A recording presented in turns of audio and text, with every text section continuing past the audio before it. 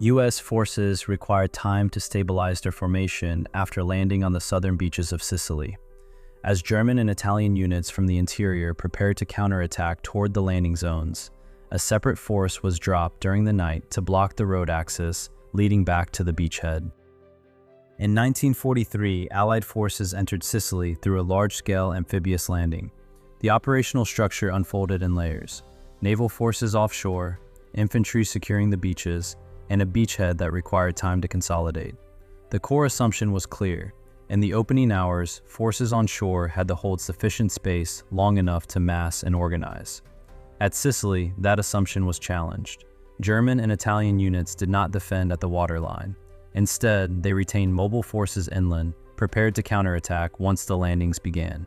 In the gap between initial beach contact and a fully stabilized beachhead, naval firepower could not reach deep enough inland to block counterattack routes. The 82nd Airborne Division was dropped deep inland, not to replace the landing force, but to block key movement corridors before German and Italian units could advance toward the beaches. During that interval, the airborne force had to sustain itself inland, holding critical road axes until the beachhead was strong enough to continue operations. Item 1. Parachute System. The amphibious landing could only proceed if counterattack forces from the interior were blocked in advance. To establish presence deep inland before combat fully formed, the unit could not approach by ground or sea. Airborne insertion was the only option. The T-5 parachute assembly, with reserve chute, was not support equipment. It was the physical condition that allowed the force to exist in an area where the naval system could not yet reach. Without the parachute system, there was no inland presence. Item 2. Jump gloves and goggles. A night airborne operation began at the aircraft door. In the seconds after exiting the C-47, two things could not occur: loss of control of the risers or loss of orientation in darkness. The A-10A gloves allowed secure grip on the risers during canopy deployment, preventing friction burns and hand slippage in high wind at exit. Goggles protected the eyes from direct wind and debris, maintaining vision and orientation until landing. However, due to night jumps and reduced visibility risk, many soldiers did not use them. Item 3. Life preserver. The flight route into Sicily crossed the Mediterranean at night. The B-3 or B-4 life preserver was carried to address the risk of water landing before reaching the drop zone. It did not serve the ground mission. It ensured the force did not suffer losses before the mission began. Item 4. Recognition markers. Night airborne drops resulted in wide dispersion and lack of immediate communication between small groups. In darkness, during initial assembly, risk of misidentification remained high. U.S. flag armbands and first-wave identification bands were carried to confirm friendly recognition during early reorganization. They allowed controlled regrouping in the first hours after landing. Item 5. Demolition charge.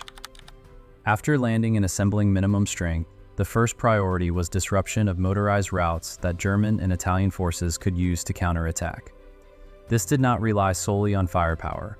It depended on destruction of key route points. The M1 demolition charge, 1-pound configuration, was carried to place on small bridges, culverts, or junctions to block or delay advance routes when required. It was not intended to permanently destroy road networks. It existed to disrupt counterattack tempo during the first critical hours after landing. Item 6. Primary weapon. In the next phase, small groups had to seize and hold road intersections, high ground, or key segments for extended periods. The M1 Garand was used to maintain continuous individual fire along enemy approach axes. The M1905 bayonet controlled extremely close distance when space narrowed in confined terrain or at night. This configuration allowed each individual to hold one approach direction through personal fire, enabling dispersed elements to operate inland without direct support. Item 7. M1A1 Carbine. On the night drop into Sicily, officers in coordination positions could not carry bulky weapons that restricted mobility in command. They required personal firepower, but priority remained movement between dispersed elements to re-establish formation, not holding a fixed firing line. The M1A1 carbine provided compact, semi-automatic firepower while maintaining high mobility. The The folding stock variant allowed easier carry during the jump and rapid movement after landing. This configuration allowed officers to maintain command mobility, keeping command structure functional under dispersed conditions, rather than being fixed to a single fire position. Item 8. Submachine gun. The M1928A1 Thompson was commonly carried by platoon leaders, squad leaders, or fire coordination personnel. When holding intersections or road segments, leaders had to control close distance where contact could occur suddenly. The Thompson generated strong firepower at extremely short range in confined environments, such as village edges, road junctions, or small structures. This fire capability allowed control of engagement tempo when enemy forces approached rapidly or appeared unexpectedly at night, keeping small units operational in place without forced withdrawal when distance collapsed. Item 9. Grenade launcher. In some teams, a designated rifleman carried the M7 rifle grenade launcher, mounted on the M1 Garand. When counterattack forces took cover behind obstacles, small buildings, or light vehicles, direct rifle fire could not always force displacement. The M7 allowed launch of rifle grenades into covered positions or areas beyond hand-thrown range. This equipment extended the team's engagement reach and method of impact, providing indirect fire at greater distance without deploying heavy weapons or changing position. Item 10. Sidearm. It was used when the primary weapon could not be brought into action, or at extremely close contact distance, where transitioning to a long weapon was not feasible. It existed to preserve individual self-defense during sudden interruptions. Item 11. Ammunition. Ammunition was carried to sustain fire for each individual and team weapon throughout the holding period. Each ammunition type corresponded directly to the weapon in use and was distributed on the body for immediate access when contact occurred. Item 12. Fragmentation grenade.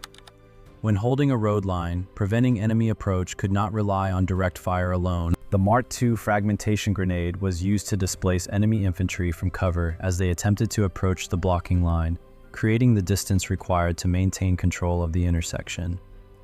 Item 13. Smoke grenade.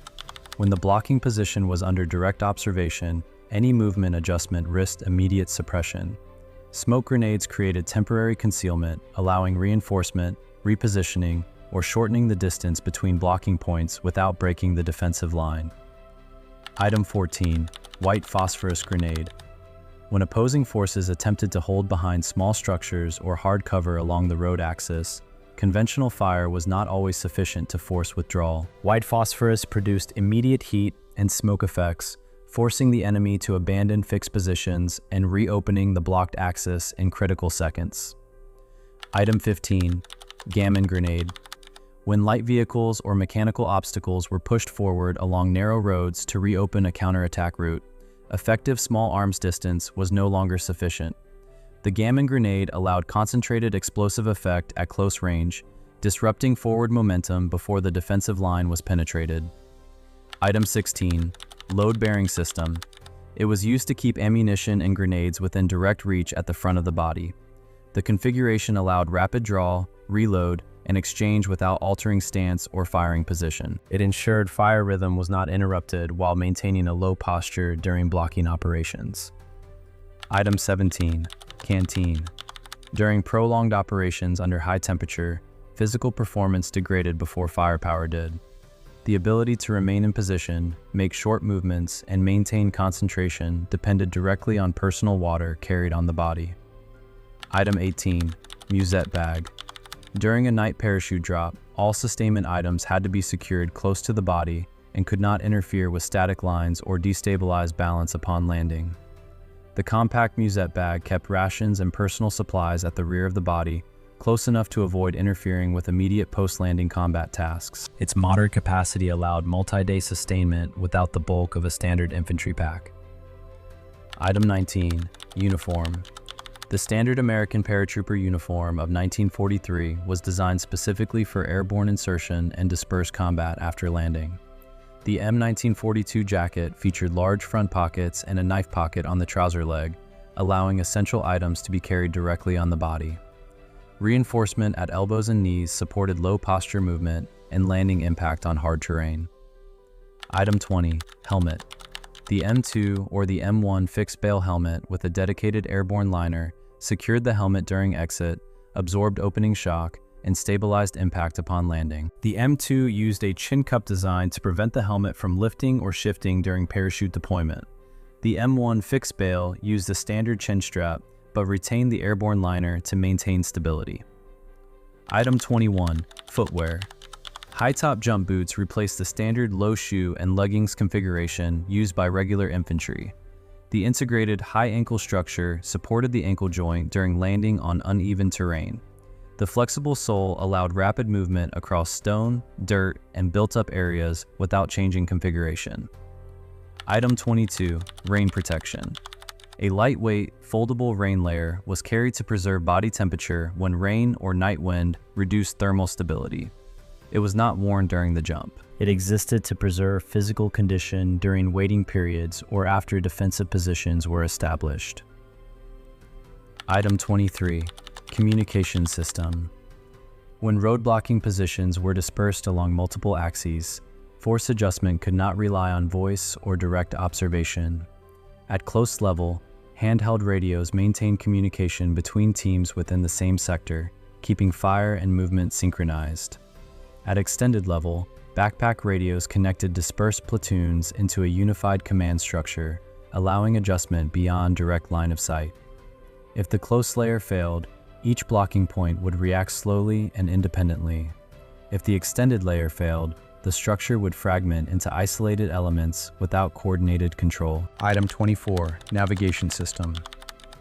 After a night drop and wide dispersion, direction could no longer rely on formation alignment or fixed landmarks. A personal compass maintained a unified movement axis during regrouping under limited visibility. A waterproof silk map kept essential terrain data on the body, allowing identification of road junctions and approach routes without centralized guidance. Item 25, fighting knife. In extremely close contact or when the primary weapon could not be deployed in time, control at immediate distance had to be maintained. The fighting knife preserved control at contact range, particularly in darkness, confined structures, or sudden collision. Item 26, utility knife. After landing, parachute lines and equipment could entangle and obstruct movement immediately. A dedicated folding utility knife allowed cutting of suspension lines, clearing obstructions, and resolving entanglement quickly without delaying regrouping. Item 27, entrenching tool. When required to hold a fixed position along an open road axis, ground modification became essential.